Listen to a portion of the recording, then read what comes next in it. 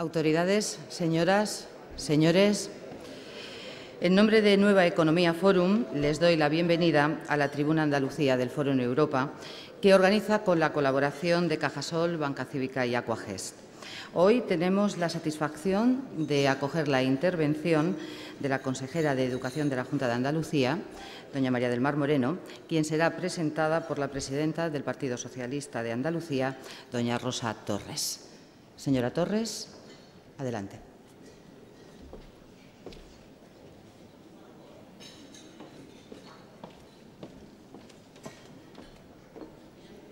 Muy buenos días. Muchas gracias, Mar. Muchas gracias a todos y a todas, como no a quienes organizan este foro y nos han invitado a compartir esta mañana un rato de compañía y también de discurso con la consejera de Educación, con María del Mar Moreno. Y voy a intentar presentar a María del Mar. Y lo voy a hacer volviendo a repetir las palabras que le dije a ella. Honor que me haces. Fue la respuesta automática a su pregunta: ¿querrías presentarme en el Foro Europa? Claro que sí. Un honor exento de riesgo, por cuanto todos y todas ustedes conocen sobradamente el currículum de María del Mar Moreno, actual consejera de Educación de la Junta de Andalucía, responsabilidad que retoma cargada de la misma pasión que la primera vez, pero con mayor conocimiento y más experiencia en la gestión de un área estructural para las políticas autonómicas y uno de los ejes básicos de los que nos sentimos, de los que se sienten personas progresistas. Aun cuando no acertara en las breves aportaciones con las que con mirada propia pretendo hacer a su contundente perfil de mujer andaluza, socialista, leal con la realidad, comprometida con el ejercicio diario de modificarla, ustedes sabrían que es una de las mujeres más importantes en la historia reciente de Andalucía. María del Mar llegó a la política para cambiar las cosas y en ello trabaja a diario. De María del Mar Moreno llega antes su música, la armonía de su pensamiento, que la letra de su discurso. Y si no han tenido ocasión de disfrutarlo, dentro de unos minutos podrán comprobar su solvencia y brillantez. Me llegó la voz de María antes que la imagen, en uno de los momentos más tensos, más rocosos y difíciles del PSOE de Andalucía después del 92. Su voz de militante joven nos llamaba al futuro, a pensar en el futuro, a trabajar por el futuro, a contar con el futuro, con un futuro que hoy en ella se sigue haciendo presente, preñado de futuro. He sabido después que el humanismo y la ilustración son claves que comparten su formación. He bebido de las fuentes de Sócrates, declaraba María del Mar, y yo me regodeaba recordando a mi profesora de griego, que griego no sé si nos enseñó, pero sí a desear la democracia. Y María del Mar, para dar más detalles, continuaba: y he nacido en un pueblo de la Ilustración, la Carolina. Y si las ciudades de nacimiento también están llamadas a influir en la manera de ser de sus paisanos y paisanas, el que vio nacer y crecer a esta licenciada en Derecho por la Universidad de Granada ha sido un pueblo iluminado por la razón.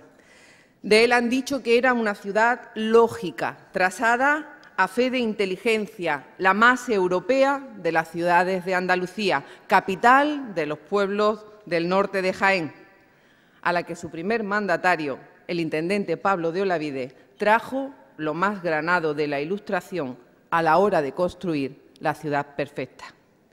Y ella querría construir la sociedad perfecta. Y ahí la encontrarán más de una vez, fiel a ese principio de superación, buscando a través del trazo. Cuando analiza, cuando piensa, cuando se cree perdida o necesita ver más allá, dibuja formas no carentes de sentido, pero sí aleatorias, que va abriendo y cerrando en un baile de bolígrafo constructor de mandalas desechables. No tengan duda, si en ese ejercicio encuentra la perfección, la compartirá. Mientras tanto, trabaja para la igualdad. Con su biografía, las mujeres feministas, hasta las que no saben que lo son, hemos visto colmadas algunas de las expectativas más inalcanzables.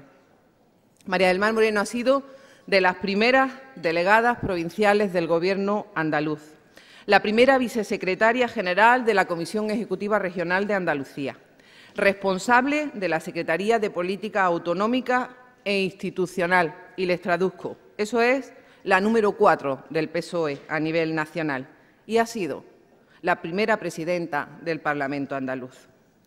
Y ella lo definió como una escuela de democracia.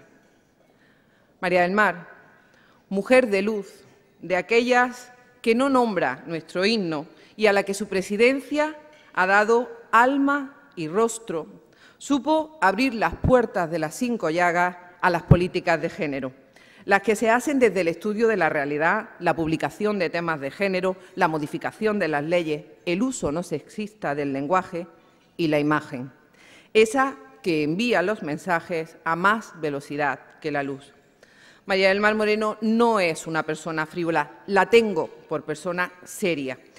Por eso, cuando un medio nacional nos contaba el 6 de mayo de 2006 que había llevado el nuevo Estatuto de Andalucía al Congreso de los Diputados para su aprobación en el bolso, supe que estaba dando señales, estaba dando la imagen de que lo llevaba una presidenta.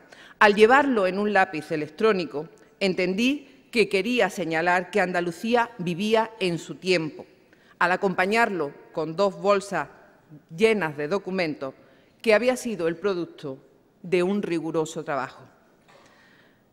El decir que podía ser aún mejor, eligió hacerlo en los desayunos de Televisión Española esa mañana y dijo: el Congreso va a dejar el Estatuto más guapo. María del Mar Moreno presumió de la Andalucía que presentaba una propuesta estatutaria tremendamente avanzada desde el punto de vista de género, pero apostilló: aún queda un gran trecho para la igualdad. Y lo decía porque en el pleno de su aprobación habían intervenido 5 mujeres y 20 hombres.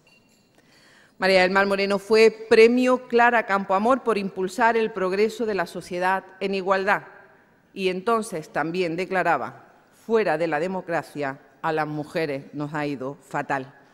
Quizá por eso, mirando al futuro más perfecto, quiso ver en el nuevo estatuto la herramienta para conquistar más igualdad y más democracia. Con el nuevo estatuto nos iría mejor. Hoy se lamenta de que algunos dirigentes políticos de relevancia que o no han sentido o no quieren reconocer lo mucho que el Estatuto de Autonomía le ha dado a España y a Andalucía, hayan entrado en un revisionismo que quiere reducirlo a una cuestión meramente administrativa.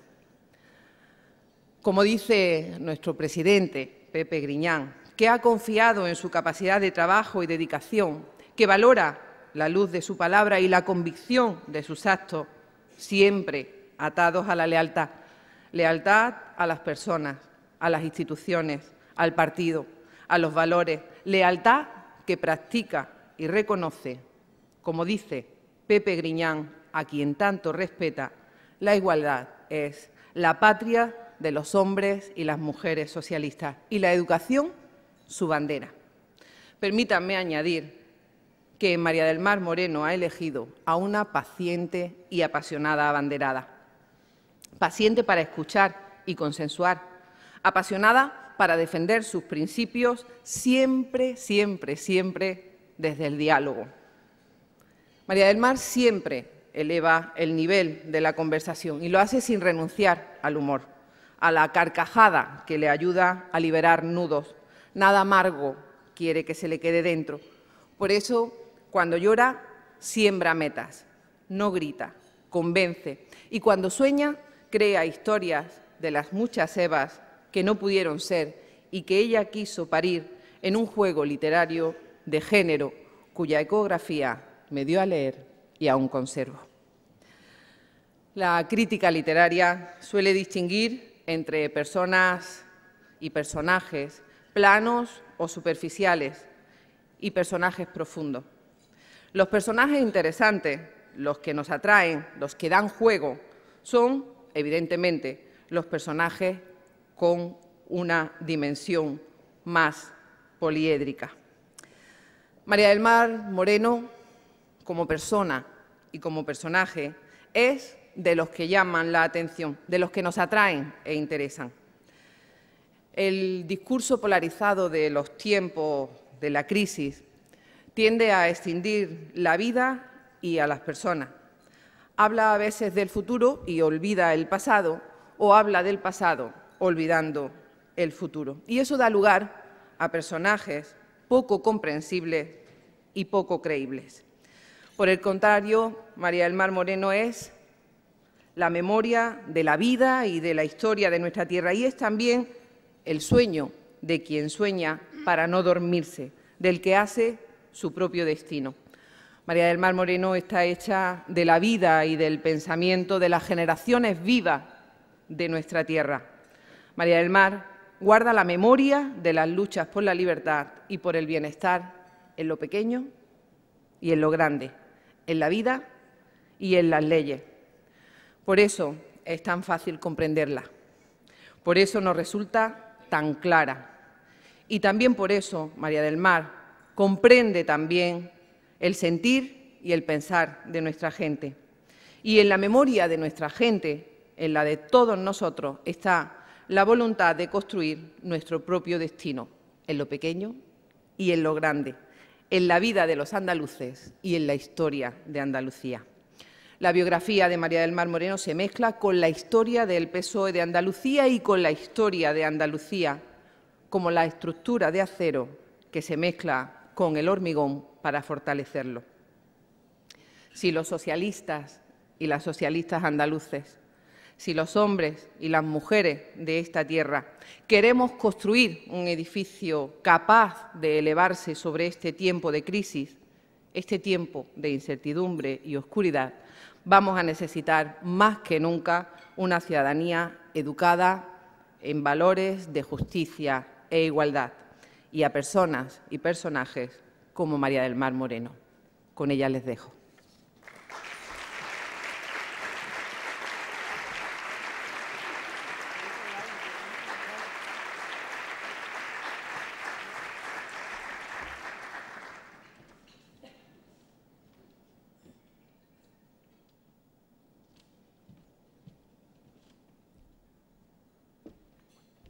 Bueno, yo creo que lo podríamos dejar aquí. La verdad es que cuesta trabajo hablar después de las hermosas palabras de Rosa, querida presidenta del PSOE de Andalucía. La verdad es que las dos tenemos un contrato para hablar bien de nosotras mismas allá donde vayamos. Es un contrato que se llama amistad y en nuestro caso es de una duración ilimitada. Gracias a la organización de este evento, a la organización del Fórum Europa, querido presidente del Parlamento, compañero consejero Planas, diputados, autoridades, agentes sociales, miembros de la comunidad educativa, amigos y amigas. Gracias por estar aquí y gracias por empezar esta mañana hablando de un tema nutriente, compartiendo reflexiones sobre una materia tan apasionante como la educación. Verán, si no ofendiera a los movimientos sociales que lo promueven, hoy y todos los días llevaría un lazo como este en mi solapa. Lo pondría para sumarme a las protestas que se están produciendo en todo el país contra los recortes educativos. Pero algo profundo y algo pernicioso está ocurriendo en nuestro país para que, en primer lugar, los presupuestos en materia de educación estén descendiendo a niveles que eran desconocidos en la democracia, y algo profundo y pernicioso está ocurriendo para que un político, una política como yo, que les aseguro que es absolutamente sincera en su defensa de la escuela pública, no pueda llevar este lazo en la solapa sin que parezca que intento escurrir mi responsabilidad o manipular a la sociedad civil. Haré unas reflexiones sobre ambas realidades. En lo referente al presupuesto, el Plan de Estabilidad presentado por el Gobierno de España ante la Unión Europea prevé, entre las medidas de control del déficit, que el gasto educativo pase del 4,9 al 3,9 del PIB de aquí al año 2015. Sí, me han escuchado bien, del 4,9 al 3,9 sobre el PIB en 3 años, un punto del PIB. De consumarse esta intención del Gobierno central, el gasto en educación habrá descendido en solo 3 años a niveles propios de los años 80. Y yo no quiero frivolizar sobre la situación financiera y presupuestaria de España, todo lo contrario. De hecho, el Gobierno de Pepe Griñán, un Gobierno de izquierdas, acaba de aprobar un plan de reequilibrio duro, desde la más absoluta responsabilidad con nuestro país. Un recorte de 2.800 millones de euros, fruto de las exigencias del Gobierno central. No, amigos y amigas, esta peligrosa coalición de socialistas y comunistas que gobierna Andalucía no ha caído en la tentación de la algarada, de la insumisión o del enfrentamiento institucional. Hemos cumplido. Y hemos cumplido plenamente conscientes de las dificultades que atraviesa España y del valor que ha tenido para la solvencia de nuestro país la foto de todas las comunidades autónomas asumiendo su parte alícuota en los ajustes presupuestarios. Ahora bien, el hecho de que actuemos con total responsabilidad no significa que estemos de acuerdo con algunas de las decisiones que se están tomando, en especial las que afectan a la educación y las que afectan a nuestra tierra, a Andalucía. Intentaré explicarlo, aunque algunos de los datos que voy a dar muy brevemente sean conocidos. Hay un primer nivel de discusión europeo y es que a España efectivamente se le exige un ajuste del déficit público al 5,5. Vamos a despreciar el 0,5 que va para los ayuntamientos y hablaré del 5 en lo sucesivo. La pelea en el seno de la Unión Europea, como es natural, trasciende a un Gobierno regional. Solamente cabe que alguna vez se abran paso las tesis de quienes venimos defendiendo que, además de políticas de ajuste, hacen falta políticas de estímulo. Pero, como digo, ese escenario, ese debate europeo, trasciende a la comunidad autónoma de Andalucía. La Unión Europea, por lo tanto, exige el 5 y España no tiene más remedio que aceptarlo. Hasta ahí no hay ninguna crítica que hacer. Hay que hacer una política de ajuste porque viene impuesta por la Unión Europea. Pero una vez dentro de nuestro país ya empiezan las discrepancias. ¿Cómo se distribuye ese 5% entre las distintas administraciones españolas? Pues bien, el Gobierno central ha decidido reservarse un 3,5% de esa capacidad de déficit e imponer a las comunidades autónomas un 1,5%. Y la pregunta es obvia. ¿Por qué? ¿Por qué no el 2,5% que suma 5 para cada una de las administraciones? ¿Por qué se limita la capacidad de las comunidades autónomas 3 veces más que la capacidad de la Administración central? Si además tenemos en cuenta que una comunidad autónoma como Andalucía destina casi el 90% de su gasto corriente al gasto social, ¿por qué se impone un sacrificio a la educación o a la sanidad 3 veces superior al que se impone a otras políticas gubernamentales? Yo me pregunto, ¿cuándo ha decidido eso la sociedad española si precisamente el candidato Rajoy anunciaba todo lo contrario? Pero bajemos otro escalón. Ya tenemos un primer elemento de discrepancia y es la distribución que se hace del déficit que perjudica claramente a las comunidades autónomas. Pero bien, ¿cómo se distribuye ese déficit entre el conjunto de comunidades autónomas? Pues bien, el Gobierno ha vuelto a decidir unilateralmente, primero, no tener en cuenta ninguna singularidad de ninguna autonomía, como es el hecho, por ejemplo, de que Andalucía tenga uno de los niveles de endeudamiento público más bajos del conjunto del país, fruto de una buena gestión a lo largo de los tiempos de las vacas gordas. Y número 2, lo cual es mucho más grave, ha escogido, a la hora de distribuir el déficit, el criterio de déficit sobre PIB, en lugar de población, que sería otro criterio posible. Y la verdad es que ahí tenemos otro profundo elemento de discrepancia. ¿Por qué el déficit ha de calcularse sobre el PIB?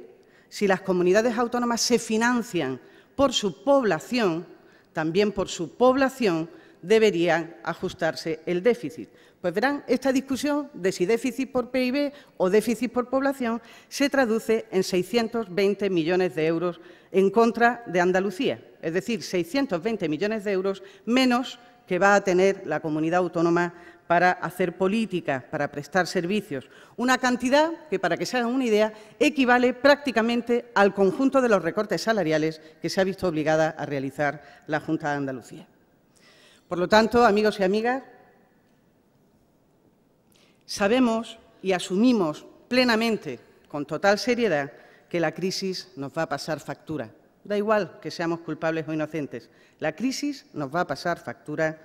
No podemos engañar a la gente diciendo ninguna otra cosa, pero no estamos de acuerdo con que la factura principal de la crisis la pague la educación y no estamos de acuerdo con que Andalucía pague una factura superior a otras comunidades autónomas.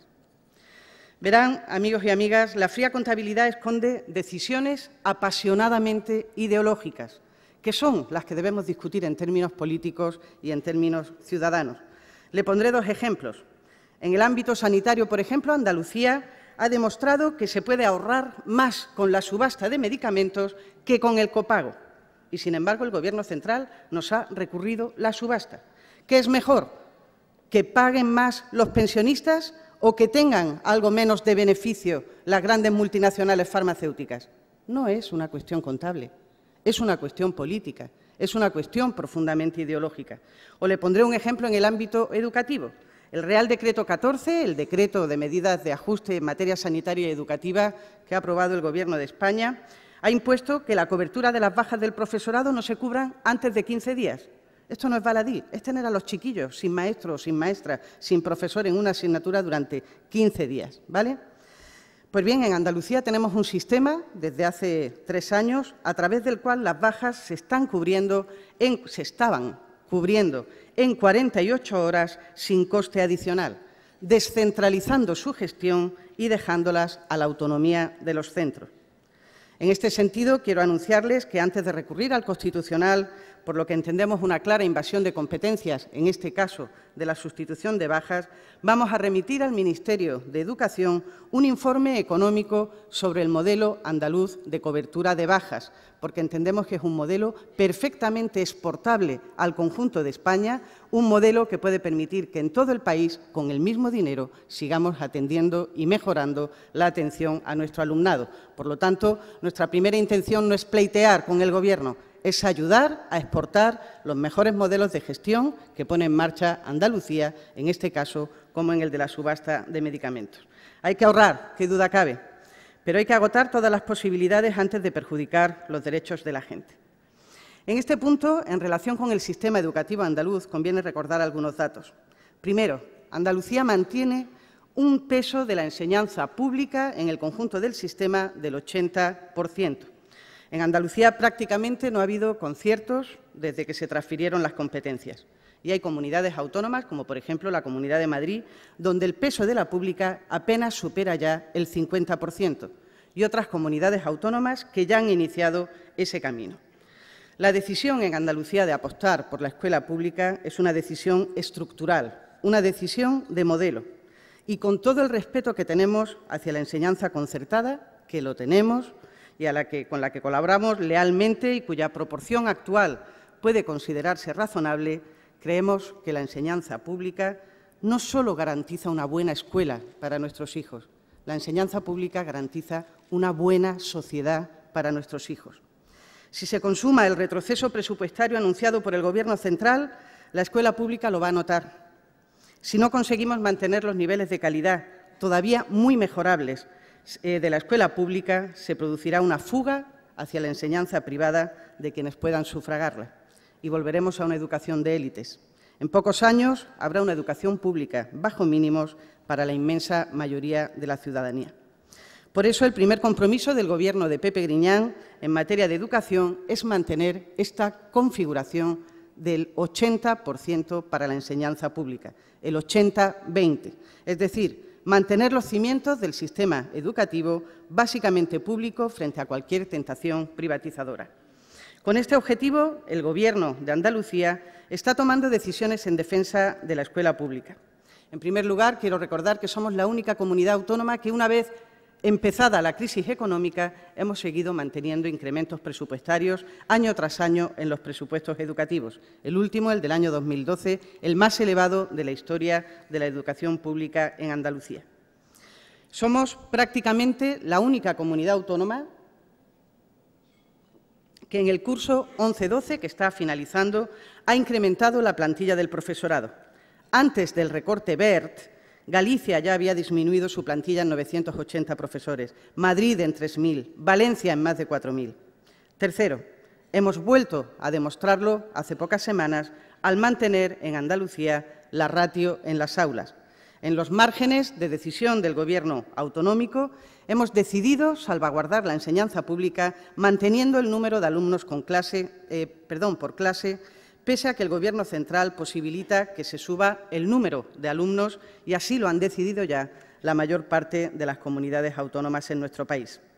Es verdad, y lo tengo que decir, que los sacrificios salariales afectan al profesorado andaluz como empleados públicos, pero no es menos cierto que este Gobierno ha decidido preservar la plantilla de profesores y profesoras hasta el límite en que ha sido posible. Mantener la ratio, el número de alumnos por clase en Andalucía, significa mantener en el sistema educativo andaluz a 3.500 profesores y profesoras.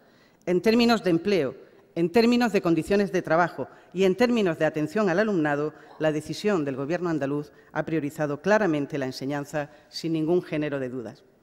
Todo ello me permite afirmar a día de hoy que la Junta de Andalucía no está realizando recortes en el sistema educativo. Estamos, sin duda, atravesando momentos de especiales dificultades en tesorería y tengo que reconocer, eso sí, las dificultades que nos están haciendo retrasar el pago de muchos proveedores, a los que solamente me cabe pedir disculpas y comprensión por los problemas reales y acuciantes que estamos causando. Pero, dicho eso, me asiste todo el derecho político a afirmar que es el Gobierno central el que ha impuesto 10.000 millones menos para la educación y la sanidad en el año 2012, el que ha elevado el horario lectivo del profesorado, el que ha impuesto 15 días para sustituir las bajas, el que ha aminorado multitud de partidas finalistas en becas, en guarderías, etc. Por eso, parafraseando la cita del Nuevo Testamento, a Rajoy lo que es de Rajoy y a Griñán lo que es de Griñán. Si la sociedad es incapaz de distinguir los modelos y las prioridades de los distintos gobiernos, iremos a una democracia de la confusión, que a su vez nos llevará al retroceso económico y social. Amigos y amigas, los mercados parecen estar ganando la batalla a los Estados, de una manera obscena y arrogante, mientras la ciudadanía asiste impotente al espectáculo de su derrota. Es evidente que uno de los grandes tesoros de la vieja Europa, la Europa social, el estado del bienestar, no está siendo defendido por los gobiernos conservadores. El estado del bienestar no le duele a la derecha porque no es obra suya.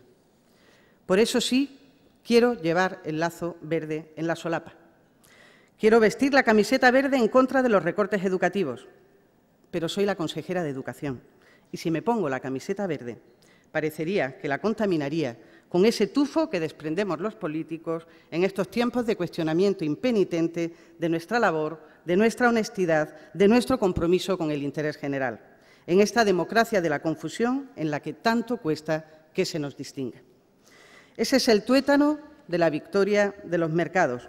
No solo apabullan a los gobiernos democráticos con primas de riesgo inasumibles, no solo aturden a los gobernantes democráticos con exigencias de austeridad tan insoportables como artificiales. No solo esquilman nuestra capacidad económica, están esquilmando nuestra capacidad democrática, el prestigio de la política, la autoridad de los representantes públicos ante la sociedad. A principios de los años 80, tras décadas de gobiernos socialdemócratas en Europa, el 1% de la población europea acumulaba el 9% de la riqueza. Hoy, después de 2 décadas de gobiernos neoliberales, el 1% acumula el 20% de la riqueza. Y de eso también va la educación. La educación, no hablo solamente de la escuela, no me atrevería a echar esa responsabilidad a la espalda del profesorado.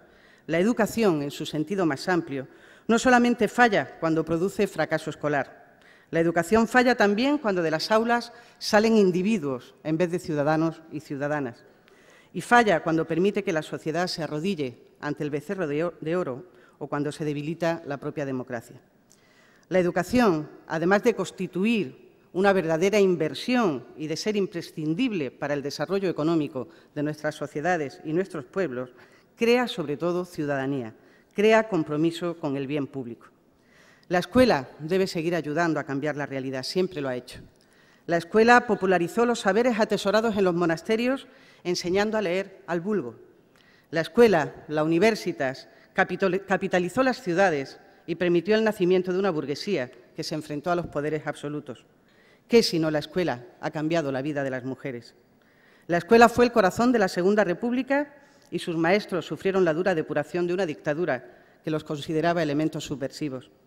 La escuela ha sido y es una herramienta fundamental para crear desarrollo económico, para generar cohesión social y para crear libertad individual. Por eso, hoy, defender la escuela pública es el mayor gesto de rebeldía social. Los mercados nos quieren ignorantes y egoístas. La educación es una vacuna contra las viejas y las nuevas tiranías. Y eso nos conduce a los artesanos de la ciudadanía, al profesorado a quien voy a dedicar los últimos minutos de la intervención. Los profesores y profesoras pertenecen al gremio que transmite el conocimiento, que hace personas competentes. Y mi partido, el Partido Socialista, desde los tiempos de la Institución Libre de Enseñanza ha creído que los maestros y maestras tenían la llave del cambio social.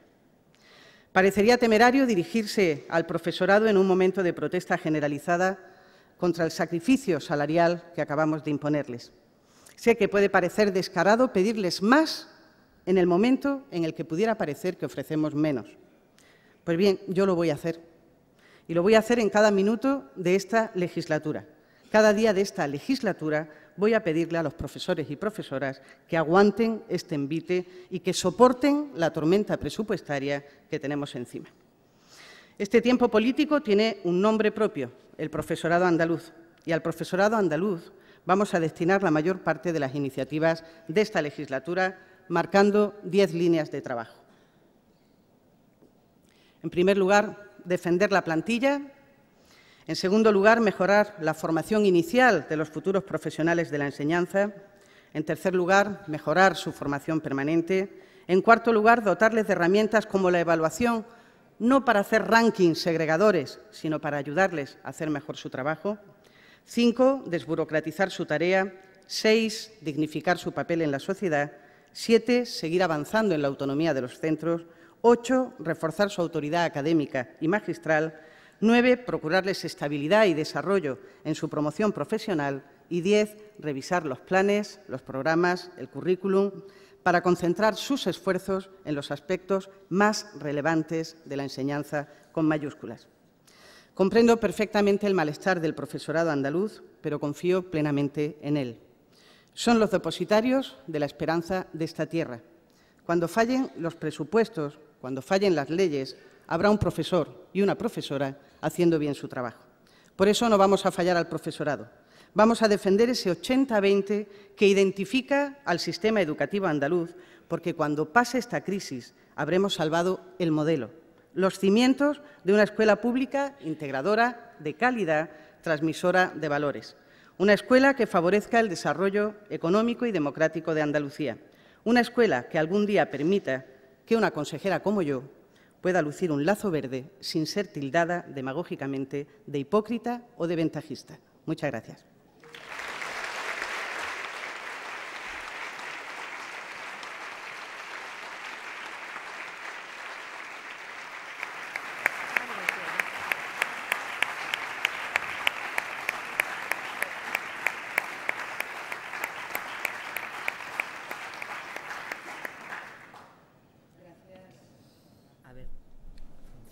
Funciona. Ahora sí. Gracias, consejera. Yo no sé si en esta línea precisamente va a ir su informe esta mañana en el Parlamento, precisamente pues con motivo de la repercusión que va a tener para la educación andaluza el plan de reequilibrio económico. ¿Va a añadir algún punto más a lo dicho en este sentido ahora aquí? ¿Algún punto más, me refiero, de lo que nos ha expuesto un poquito, quiero decir, sobre eso, cómo va a afectar? Porque, bueno, luego hablaremos un poco de las críticas de los sindicatos y un poco responder a esas críticas de los sindicatos una a una, ¿no? Muy bien, un poquito por introducir. Bueno, en relación con la comparecencia en el Pleno del Parlamento de esta tarde, como bien sabe nuestro portavoz, que ha tenido la amabilidad de acompañarnos esta mañana, siempre hay que entrar en otros detalles. En este sentido, lo único que voy a aportar posiblemente de nuevo es un análisis más profundo de la repercusión que ha tenido el Real Decreto en Andalucía. Yo no he querido entrar en un detalle del Real Decreto porque me parecía pormenorizarlo de manera pues tal vez baldía a esta hora de la mañana, pero bueno, hablaremos de las distintas medidas desarrollándolas, de las subidas del horario lectivo, de la repercusión del nuevo decreto en la formación profesional, en fin, las distintas variables, y también de otra cuestión que no me parece nada baladí. No solamente el impacto que está sufriendo ahora mismo el presupuesto para educación en Andalucía, no solamente viene del Real Decreto que ha aprobado el Ministerio de racionalización del gasto en educación y en sanidad, viene también de los presupuestos generales para el año 2012. Y los presupuestos generales para el año 2012, por desgracia, contemplan el recorte y la desaparición de más de 600 millones de euros en partidas finalistas, muchas de las cuales tienen que ver directamente con programas que venía realizando la Junta de Andalucía en colaboración con el Gobierno de España, es decir, muchos aspectos que tienen que ver con guarderías, con cuestiones de desarrollo tecnológico, con programas de atención al alumnado, directamente han desaparecido de los presupuestos generales del Estado y, por lo tanto, directamente del presupuesto de la Junta de Andalucía. Y, bueno, pues en el Parlamento, lógicamente, pues se dan más cifras y se profundiza más en estas cuestiones. Hay una cuestión importante que me ha llamado muchísimo la atención y es ese recurso que ha anunciado que se va a presentar precisamente en la cobertura de bajas. No sé si va a ser… Sí, por supuesto. No sé si ese recurso va a ser extensivo a otras áreas, a otros campos. Fecha, ¿qué fechas son las que están barajando en este momento para la presentación de ese recurso? Sí. Ahora mismo los servicios jurídicos de la Junta de Andalucía están terminando de estudiar la presentación del recurso de inconstitucionalidad. Como saben, en el día de ayer el Gobierno andaluz ya presentó el recurso de inconstitucionalidad contra la parte de medidas que afectan a los recortes en materia sanitaria, y en materia de educación pues pretendemos hacer lo mismo. Desde luego hay aspectos que consideramos que invaden claramente las competencias de la comunidad autónoma, como es el caso de la sustitución de las bajas, donde de verdad puede parecer un asunto menor, pero es que al final la vida cotidiana de los centros están hechos a base de asuntos de esta naturaleza. Es decir, y que hace 3 años, hace 4 años, había muchísimas protestas en Andalucía precisamente por los retrasos en la cobertura de las bajas del profesorado, porque es verdad que a un alumno o una alumna muchas veces pues, se ocasiona un quebranto a su formación y a los contenidos que está recibiendo cuando no se cubre una baja durante tantas semanas, ¿no? A partir de ahí, aquí se ha ideado un sistema de bajas totalmente distinto, un sistema de cobertura de bajas que prácticamente con los mismos recursos nos ha permitido que las bajas se cubran en 48 horas. Ojo, siempre habrá una excepción en un sistema educativo millonario como el andaluz, millonario en alumnos me refiero, y en recursos y enorme como es el sistema educativo andaluz, siempre puede haber alguna excepción que confirme la regla, pero insisto, tenemos un modelo que creemos que podemos exportar y desde la más leal colaboración con el Gobierno de España, lo que quiere Andalucía no es que todas las comunidades lo hagan peor, es que todas las comunidades lo puedan hacer mejor. Y para eso vamos a ofrecer nuestro sistema con un informe económico que demuestra cómo se pueden cubrir las bajas en 48 horas, prácticamente al mismo coste económico que a los 15 días, como propone el Gobierno. Las bolsas de interinos se van a ordenar finalmente el próximo curso por tiempo de servicio, si no me equivoco, pero sí es cierto que estamos pendientes de esa regulación que va a hacer el Gobierno central del acceso a la función pública docente. No sé si eso va a dar margen a otro recurso o no va a dar margen para otro recurso. discurso, porque me ha llamado, y esto lo hilo con una parte que también me ha llamado muchísimo la atención de su exposición, y es la relativa al no enfrentamiento institucional. ¿Hasta qué punto, hasta qué grado, teniendo los márgenes de maniobra que ha señalado que se tienen?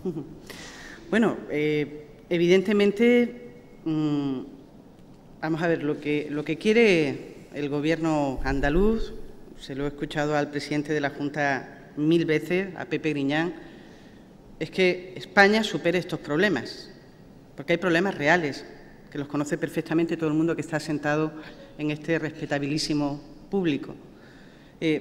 Lo que nosotros queremos es colaborar lealmente para que nuestro país salga de este bache que nos preocupa enormemente y que empieza a ser sofocante e insostenible. Esa es la primera responsabilidad de la Junta de Andalucía como Gobierno democrático que forma parte de un país al que queremos y del que somos una parte responsable. Con lo cual, eso marca una línea de actuación muy clara. No están los tiempos con la que está cayendo para debates de salón.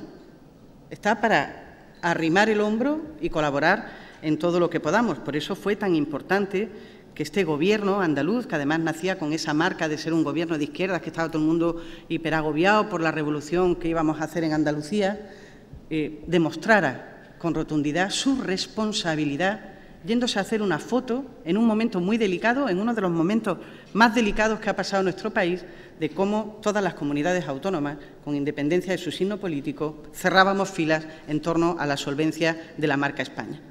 Eso hemos hecho.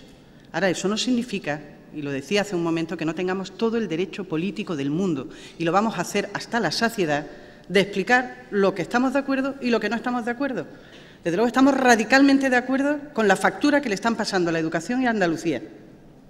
Y lo vamos a explicar por todos los rincones, lo cual no significa que con una mano presentemos el plan de ajuste y el plan de reequilibrio porque no hay otro remedio para un gobernante responsable y que con otra cojamos el micrófono y el altavoz para decir que las cosas no tienen por qué ser así, que no es verdad, que hay mucha parte del ahorro público, del déficit público, que se puede ahorrar a través de la gestión.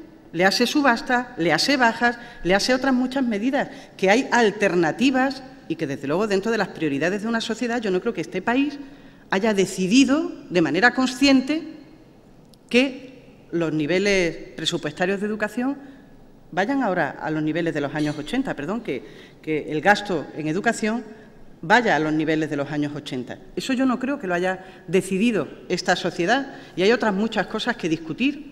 Y cuando hay problemas presupuestarios hay que hablar de evasión fiscal, hay que hablar de economía sumergida, hay que hablar de grandes infraestructuras públicas que a lo mejor se pueden cuestionar. Yo lo que digo es que el debate hay que abrirlo y que la gente tiene que decidir las prioridades de gasto como en una familia. Cuando una familia atraviesa un bache y unas dificultades importantes, prioriza cuál es el gasto. Y desde luego creo que muy pocas familias recortan aquello que tiene que ver con la educación de sus hijos. Lo creo sinceramente, que los padres y las madres hacen muchos sacrificios, enormes sacrificios en las familias, antes de poner en riesgo el futuro de sus hijos. Y eso es la educación, y el gasto en educación, y eso es lo que estamos defendiendo. Y no queremos que se considere una partida presupuestaria más que se pierde en un baile de cifras. No. Estamos hablando del futuro de nuestra sociedad, en términos de capital humano, de desarrollo económico, por supuesto, de capitalización. Pero es que es eso, es igual que una familia. ¿Qué padre o qué madre sacrificaría la educación de sus hijos mientras tenga otro euro que decidir? Pues eso es lo que estamos planteando. ¿Y usted cree que este mensaje está llegando al ciudadano? Y me explico.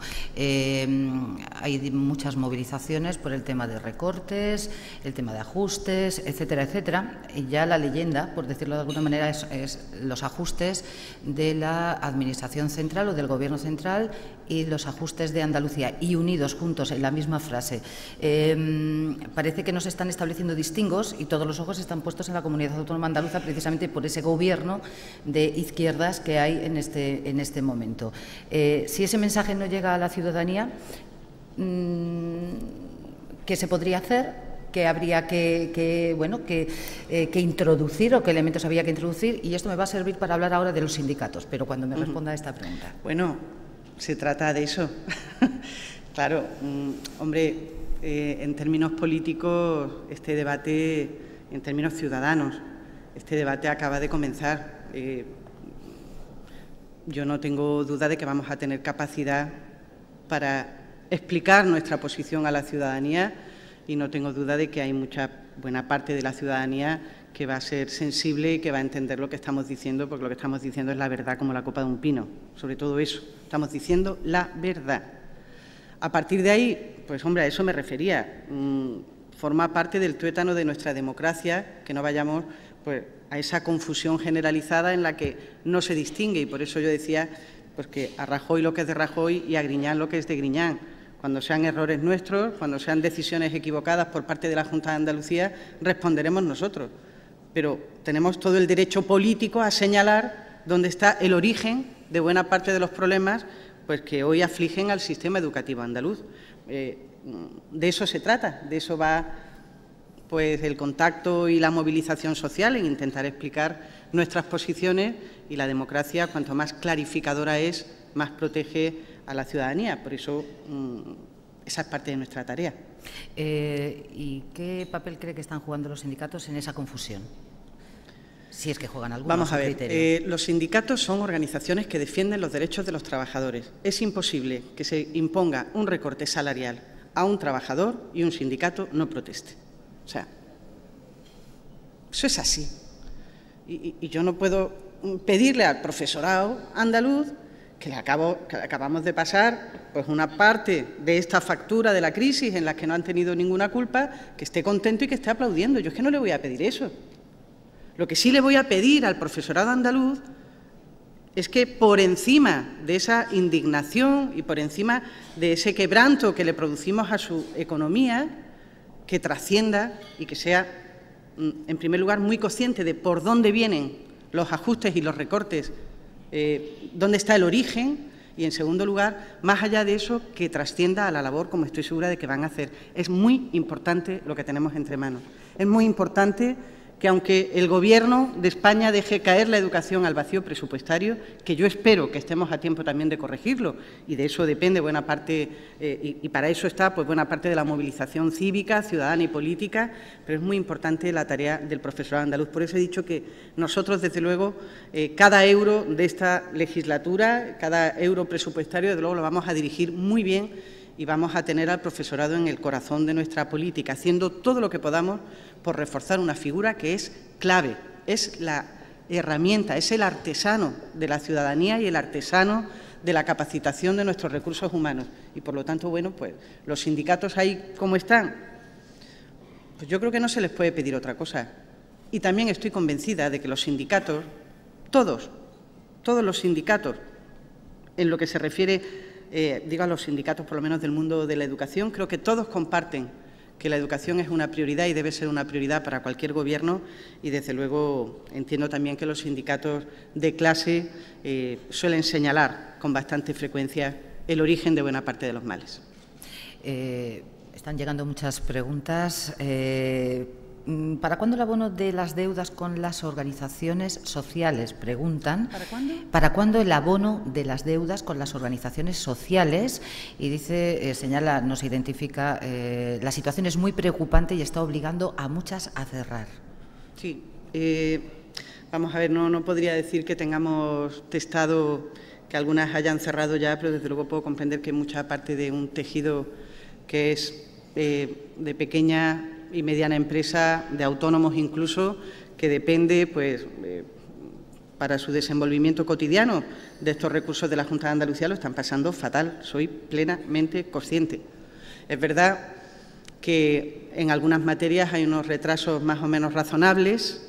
No estamos pagando, desde luego, con la puntualidad que lo hacíamos hasta hace un año o hasta hace dos, y eso lo están acusando porque siempre hemos sido muy puntuales en el pago, y ahora mismo es verdad que se están acumulando retrasos que están causando mucho quebranto a las pequeñas y medianas empresas que están detrás de los servicios complementarios, de las guarderías concertadas de la Junta de Andalucía, de la propia enseñanza concertada, que por primera vez en muchos años no está cobrando puntualmente al principio de los trimestres, sino que nos vamos casi al final del trimestre para el abono. Es decir, sí, soy plenamente consciente, Lo único que pido es comprensión. Por una parte, estamos pendientes del plan de pago a proveedores al que se ha acogido la Junta de Andalucía, que vendrá una inyección económica importante si no se demora ya su gestión por parte del Gobierno de España, porque nosotros hemos hecho todos los deberes que teníamos que hacer.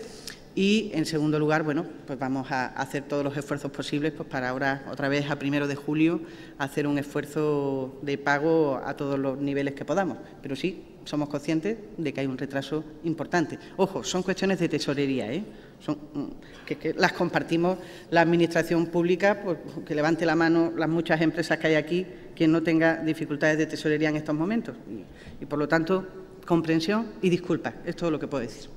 Don Juan Antonio Bardón Rafael, de CECAP, pregunta: ¿cómo financiará la Junta de Andalucía la recualificación profesional que precisan actualmente unos 2 millones, más de 2,5 millones de andaluces? Y si contemplan la colaboración público-privada para ello. Y, además, ¿qué planes tienen para la formación para el empleo? Bueno, lo primero que quiero decir, porque sé que a muchos de ustedes también le puede interesar, son dos cosas. Saben que por primera vez las competencias en materia de formación profesional van a pasar a la Consejería de Educación. Eso nos abre, evidentemente, pues, oportunidades de integración de ambos modelos, el de la formación profesional reglada y el de la no reglada, y, por lo tanto, también levanta preocupaciones, porque siempre que se produce un cambio, como es natural, pues hay motivos de preocupación y también motivos de esperanza.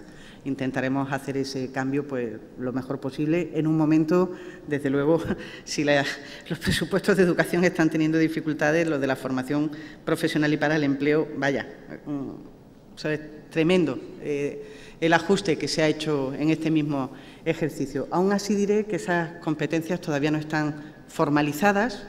Ahora mismo, hasta que no se cambie la ley, todavía dependen del Servicio Andaluz de Empleo y, por lo tanto, estamos en una etapa de aterrizaje y no me caracterizo pues por opinar o por anticipar cuestiones que no conozco. Por lo tanto, estaré muy gustosa. Ya compartiremos todos los escenarios de colaboración en los que nos vamos a mover en ese tema y en muchos otros. Hablaba también antes en su exposición de la concertada, de la escuela concertada. El otro día vi un titular en prensa que decía: Griñán se olvida de la escuela concertada, de la enseñanza concertada, perdón. ¿Se olvida o no se olvida? Bueno, vamos a ver. Sobre este tema diría dos cosas. La primera es que es verdad que hay muchas formas de dirigirse a la realidad educativa, y la verdad es que yo tengo que decirlo, lo intentaba expresar hace un rato, que más allá de nuestra apuesta incondicional con el 80-20, nuestro respeto hacia la concertada es enorme. La concertada es una enseñanza sostenida con fondos públicos. Por eso muchas veces no especificamos, dependiendo del tipo de discurso, muchas veces no hacemos la especificación, porque al final estamos hablando de educación sostenida con fondos públicos y, por lo tanto, cuando hablamos de la enseñanza y del sistema educativo andaluz, la concertada va adentro, como no puede ser de otra manera. La única cuestión, por lo tanto, el presidente Griñán siempre ha atendido perfectamente a la pública y a la concertada desde ese punto de vista, lo cual no significa que seamos partidarios de mantener los niveles de pública, porque la convivencia es positiva, pero el monopolio de la privada o privada concertada, nosotros no vamos a estar de acuerdo con eso nunca, ¿no? Y es la deriva hacia la que avanzan muchas comunidades autónomas. Por lo tanto, estamos de acuerdo con la convivencia en este esquema, pero desde luego con una salvaguarda clarísima y una apuesta por la educación pública. Es que es lo que pensamos y lo que sentimos, y es que no podríamos decir otra cosa. Don Manuel López hace un poco referencia a lo que él considera gastos superfluos. No sé si han valorado cuántos gastos superfluos es lo que hay en este momento en materia de enseñanza. Hace una referencia y pregunta si se seguirá en Andalucía con los ordenadores portátiles. Pregunta, ¿no cree que habría que reducir gastos superfluos? ¿Y qué piensa sobre la discriminación, no gratuidad, al que más tiene? Sí. Plantea un tema interesante que además es recurrente. Yo quisiera dar un par de datos. Primero, quisiera dejar constancia de que el esfuerzo que ha hecho la Junta de Andalucía en la contención del gasto corriente desde que empezó la crisis, desde el año 2008 al 2011, ha sido un esfuerzo tan notable que ahora mismo Andalucía tiene un gasto corriente, un gasto no financiero, un 12,8 inferior al resto de comunidades autónomas. Es decir, que el resto de las comunidades autónomas de España podrían adelgazar un 12% más todavía en ese concepto que Andalucía ya no puede. Es decir, que hemos hecho ya un tremendo esfuerzo por eliminar la grasa ya queda poca, estamos en los cimientos y estamos en un momento, desde luego, para priorizar, evidentemente, muy bien el gasto. Y eso me lleva pues, a un debate recurrente que en muchas ocasiones se plantea sobre la cuestión de los ordenadores. Yo, en ese sentido, va a haber un debate presupuestario en el otoño, cuando conozcamos los presupuestos generales del Estado, que son quien tiene el grifo presupuestario para todas las comunidades autónomas, es el Gobierno de España, eso no conviene olvidarlo. Andalucía tiene una autonomía financiera del 5%, o sea, solo un 5% de nuestro presupuesto se nutre de nuestros propios ingresos, luego la dependencia de Andalucía y de todas las comunidades autónomas, menos las forales. Es total, ¿vale? Entonces, número uno, hay que esperar a los presupuestos generales del Estado para ver cuál es la envolvente y cuáles son los márgenes que fijan. A partir de ahí habrá un debate, seguro que muy interesante, en esta legislatura, en los presupuestos de la Junta de Andalucía para el año 2013. Estoy segura de que va a haber un debate de prioridades interesante una vez que conozcamos el marco estatal. Y, por lo tanto, en ese debate presupuestario, Educación, como cualquier otra consejería, abrirá los debates que tenga que abrir sobre dónde podemos seguir haciendo algún esfuerzo, si es que es necesario, de ahorro en el ámbito educativo. Ahora, quiero distinguir eso de lo que yo llamo a veces tecnofobia. Hay una cosa muy curiosa, ¿no? Son cosas que prenden, ¿no? Que prenden a veces con facilidad. En el curso 8-9, antes de que llegaran los ultraportátiles a Andalucía, el ordenador portátil que ahora mismo se distribuye entre el alumnado, el gasto por alumno de los programas de tecnología en la escuela, había unos ordenadores fijos para cada 2 alumnos, ¿vale? Pues ese gasto era de 572 euros por alumno, que hubiera un ordenador fijo para cada 2 alumnos. Y el gasto del aula digital, con pizarras digitales, con todos los niños con un ordenador para hacer trabajo en el aula y para hacer trabajo en casa, apenas supera los 400. Es decir, tenemos un programa más barato que el que había y jamás escuché a nadie censurar los ordenadores fijos. Es que vamos a censurar que sean portátiles o que sean fijos, es que no lo entiendo. O sea, es un debate de verdad que se ha simplificado en unos niveles que a mí me parece porque eso es como un debate antiguo en ese sentido. O sea, lo que hay que discutir es si en la escuela tienen que estar las nuevas tecnologías, sí o no. ¿Cómo son esas nuevas tecnologías? Si el ordenador tiene que estar fijo en el aula o puede ser un portátil que se lo lleva el alumno como una herramienta, admite una discusión teórica, que no seré yo quien la niegue, y admitirá una discusión pedagógica, pero no una discusión de gasto. Habrá que hablar en términos de pedagogía y en términos de rendimiento del alumnado, que es mejor para sus rendimientos escolares. Pero si se aceptan las nuevas tecnologías como una herramienta fundamental para un joven en el siglo XXI, lo que no podemos discutir es cuando el ordenador se convierte en portátil y cuando estaba fijo en el aula no se oía una mosca sobre este tema. Y es que, ya le digo, hay expresiones y hay temas que causan, que tienen fortuna, ¿no?, prendiendo. Y voy a decir otra cosa que me parece muy importante en este tema. Lo segundo que se dice es, bueno, pero no a todo el mundo. No se le puede dar un ordenador portátil gratuito al hijo de un notario, que gane mucho, ¿vale? Y yo también quiero hacer una advertencia sincera. Vamos a ver, es que el notario ya paga impuestos y paga bastante más que uno que gana menos.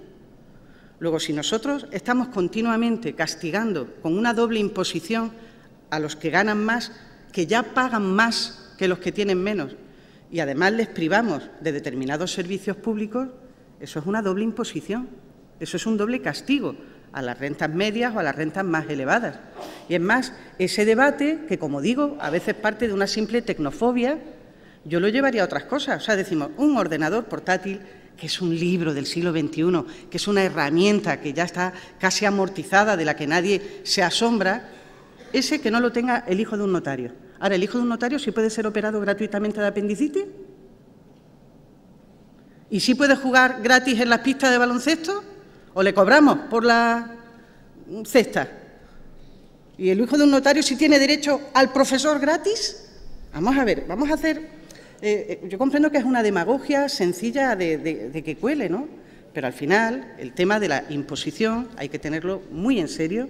Yo no creo en un sistema de doble imposición, creo en un sistema progresivo fiscal justo, donde los que más tienen paguen más para sostener y haya redistribución de la riqueza, y creo que los servicios públicos, cuando se deciden que son gratuitos, deben ser generalizados para el conjunto de los alumnos. No van a ir alumnos con un ordenador verde, otros alumnos con un ordenador amarillo, otros de una marca más cara, otros de una marca más barata. Los ordenadores sirven para todos y creo que todos los niños andaluces a los que va dirigido el programa tienen derecho a él. Con lo cual, como decía, como consideramos que las nuevas tecnologías en la enseñanza forman parte nuclear de las posibilidades y de nuestra capacidad para enseñar, habrá que quitar muchas cosas antes de afectar a los programas de nuevas tecnologías en la escuela. Nos quedan aproximadamente 10 minutos, o 9 quizás. Quisiera abordar, y yo sí que le voy a pedir, yo sé que es un esfuerzo, una respuesta breve, porque es que tenemos muchísimas preguntas, pero una respuesta breve sobre todo a los temores y a la realidad que plantean los sindicatos, las centrales sindicales. Quisiera su opinión como consejera y hasta qué grado o medida lo que ellos anuncian que va a pasar va a suceder o no va a suceder. Le voy a dar pinceladas y brevemente establecemos si le parece, una dinámica para intentar, bueno, 3 preguntas más después y bueno, podríamos estar desde luego una hora más hablando sobre educación, es interesantísimo, pero bueno, el tiempo es el tiempo. Vamos a ver, por ejemplo, señalan las centrales sindicales, entre los problemas que van a surgir con los ajustes, recortes, etcétera. No contratación de docentes interinos. ¿De? No contratación de docentes interinos. Bueno, por supuesto va a haber contrataciones de docentes interinos, sin duda, con los únicos límites que ha impuesto el Real Decreto del Gobierno. Es decir, el incremento de horario lectivo en las aulas supone la salida del sistema de casi 5.000 profesores.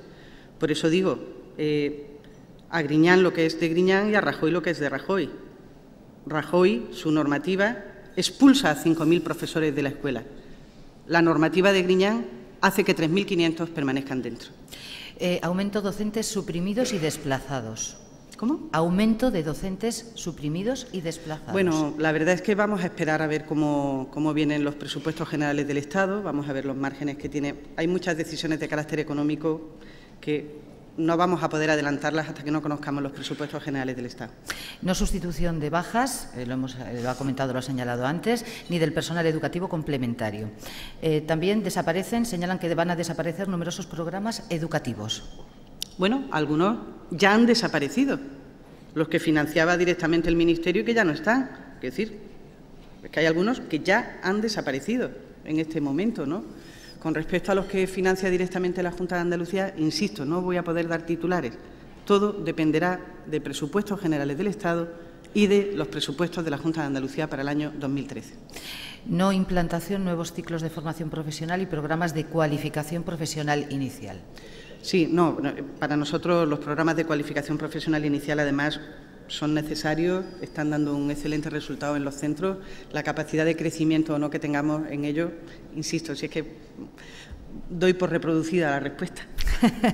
Reducción de becas.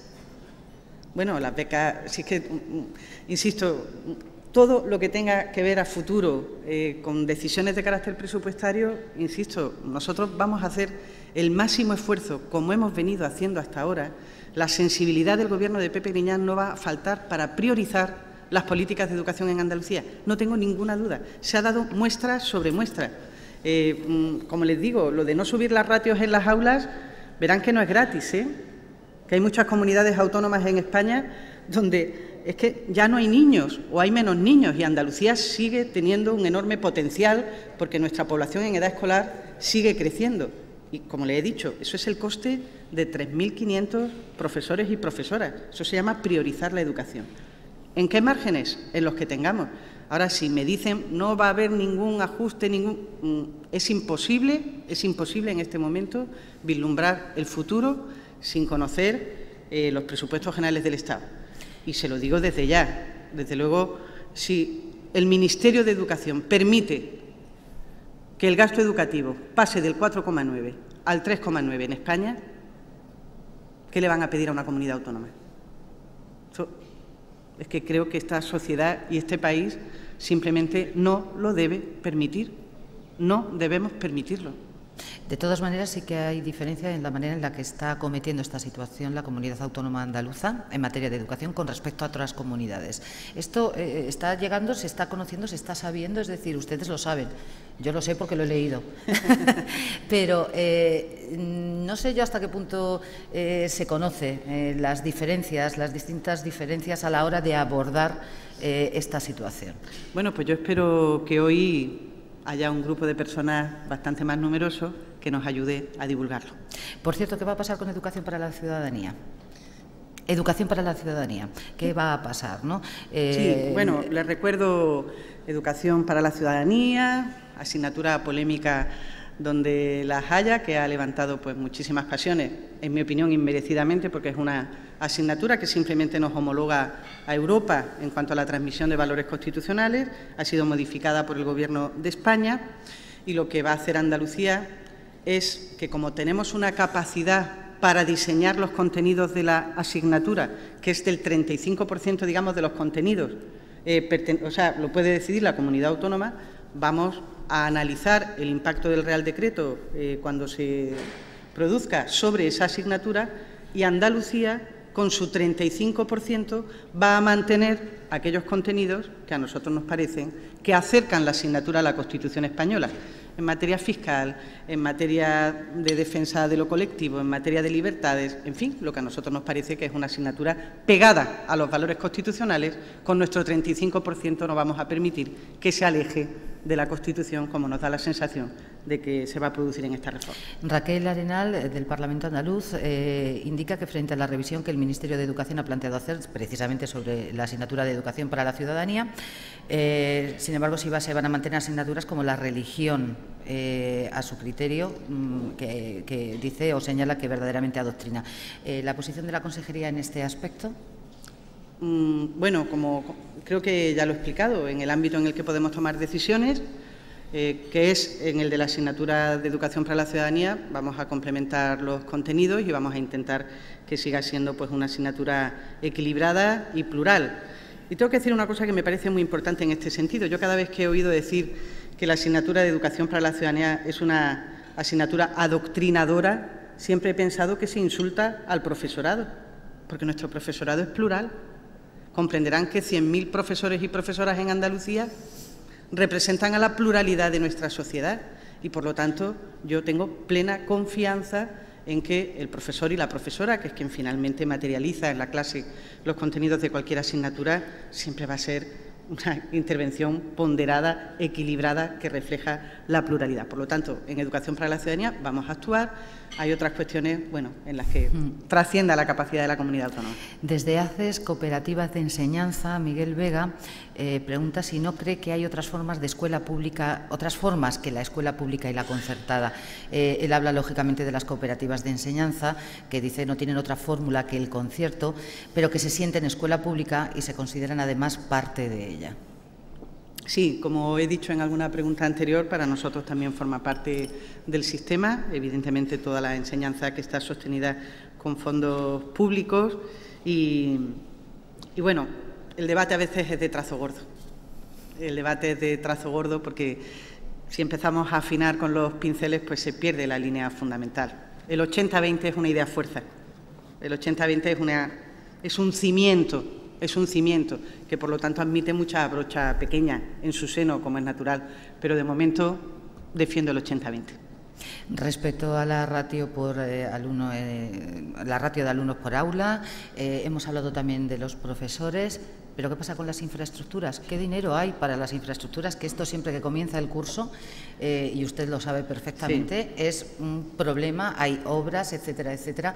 ¿Hasta qué punto ese ajuste, esta falta de liquidez, de dinero, en fin, puede afectar en este campo? No tenga duda que va a afectar. Tenemos menos dinero para equipamiento y tenemos menos dinero para infraestructuras. Ahora, si tenemos que elegir el importe de la nómina de 3.500 profesores en las aulas o arreglar algunas infraestructuras, nos hemos quedado con profesores. Porque en la peor aula, un buen profesor enseña.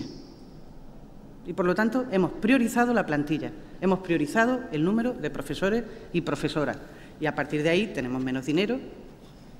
Lógicamente vamos a intentar atender pues, con mucha más estrechez que hace 3 o 4 años, y eso es así, las necesidades más urgentes que se están planteando. Y solamente tengo que decir que otra muestra de la prioridad de la educación para el Gobierno de Pepe Griñán es que en los planes que se están realizando de apoyo al empleo, en los planes de construcción para parados de larga duración, etcétera, y para estimular un poquito a la maltrecha industria de la construcción andaluza, en vez de hacer otra cosa, como por ejemplo en su día el Plan Proteja, se libraban unos recursos para los ayuntamientos para hacer equipamientos públicos variados, ahora los planes de empleo relacionados con la construcción del Gobierno andaluz van dirigidos a educación. Está el Plan OLA, que nos está permitiendo tener unas inversiones adicionales, 200 millones, por ejemplo, que van a cumplir un objetivo social, que es favorecer el trabajo en construcción de parados de larga duración, pero al mismo tiempo dirigido a la prioridad del Gobierno, a las infraestructuras educativas. Bueno, pues gracias a esos programas pues nos vamos bandeando. Dicho lo cual, tengo que admitir muchas más dificultades presupuestarias en materia de inversiones. Eso está claro y es natural. Dos cuestiones más para finalizar. Una con respecto al profesorado. ¿Teme usted que se desmotive el profesorado? ¿Teme usted que se desmotive el profesorado en estas circunstancias? Que si teme que se desmotive el profesorado en estas circunstancias, y por otro lado también ese refuerzo un poco del respeto también hacia el profesorado, ¿cómo lo van a acometer? Han hecho preguntas también a este respecto, porque, en fin, la situación entre la coyuntura y la situación que muchas veces se vive en las aulas, pues no es precisamente la más... ¿Cómo van a acometer esto desde la consejería? Bueno, he intentado precisamente dirigir al profesorado la última parte de la intervención, y lo decía y lo repito. Comprendo el malestar del profesorado como comprendo el malestar de todos los empleados públicos. Y no porque los empleados públicos de la Junta de Andalucía no sepan que no forman parte de una burbuja ni están fuera de la realidad y de la sociedad, sino porque eso es la vida misma, porque nadie está conforme, como es natural, con que le toquen el sueldo. Eso es así. Y otra cosa es pedir peras al olmo. Ahora, a partir de ahí, pues yo espero que seamos capaces de entre todos entender el reto que tenemos planteado por delante. Yo tengo tendencia para ponerme trascendente, pero intento no hacerlo todos los minutos del día. Pero de verdad yo creo que hay batallas que merecen la pena, y esta batalla de la educación es estructural, es de las que marca el futuro. Y yo creo que la inmensa mayoría del profesorado que está en las aulas contra viento y marea, en un trabajo no siempre reconocido, en un trabajo difícil, complicado, que te da muchas satisfacciones, pero que también te da muchos sinsabores, sobre todo tienen un compromiso con la educación. Hay mucha vocación en las aulas andaluzas, y la vocación de las aulas andaluzas y el respaldo que va a tener del Gobierno tiene que hacernos, como he dicho, pues aguantar este tirón presupuestario con el compromiso con esta tarea que tenemos entre manos. Yo es que es la tarea. Es que si lo pensamos de verdad, ¿qué es la civilización sino enseñanza? Es la tarea. Y, por lo tanto, los artesanos de ciudadanía y los artesanos de futuro, que son los profesores y las profesoras, van a estar en esta tarea. Ahora, para eso, insisto, todos ustedes nos tienen que ayudar a poner el valor de la educación en su sitio. Pues así vamos a concluir. Consejera, muchísimas gracias. Solo pedir disculpas por no haber detallado todas las preguntas que han llegado. Han sido muchísimas, he intentado agruparlas, pero hemos tratado todos los temas que han suscitado interés entre todos ustedes. Y siento, consejera, que no se pueda poner usted el lazo verde, se lo digo sinceramente. Hoy, el acto de hoy, lo clausura Aquages Andalucía. Don Antonio Mille, que es el director general, tiene la palabra. Gracias. Buenos días a todos los asistentes, autoridades, doña María del Monte Moreno, consejera de Educación de la Junta de Andalucía, doña Rosa Torres, presidenta del PSOE de Andalucía, doña Mar Arteaga, conductora del acto, directora territorial de Radio Televisión Andaluza, y don Guillermo Sierra, vicepresidente de la Comisión de Control de Cajasol Banca Cívica. En nombre de los patrocinadores, les agradecemos a todos su asistencia a esta conferencia, coloquio, desayuno, que confiamos haya sido de interés de todos, nos haya permitido conocer un poquito mejor cómo está el presente y el futuro al que nos encaminamos en la educación, algo tan esencial en un momento complicado como el que estamos atravesando y que requiere, entendemos todos más que nunca, pues, crear un futuro que sea, pues, más competitivo, más innovador y más global para poder tener eso, un buen futuro. Finalmente, agradecer a Nueva Economía Forum que nos haya invitado a participar en este tipo de actos, que yo creo que al final, pues, como siempre, fomentan un poco el diálogo político, social y económico de nuestra tierra, en Andalucía. Y, bueno, como no, a todos ustedes, muchas gracias por su presencia en este acto y hasta el próximo. Gracias.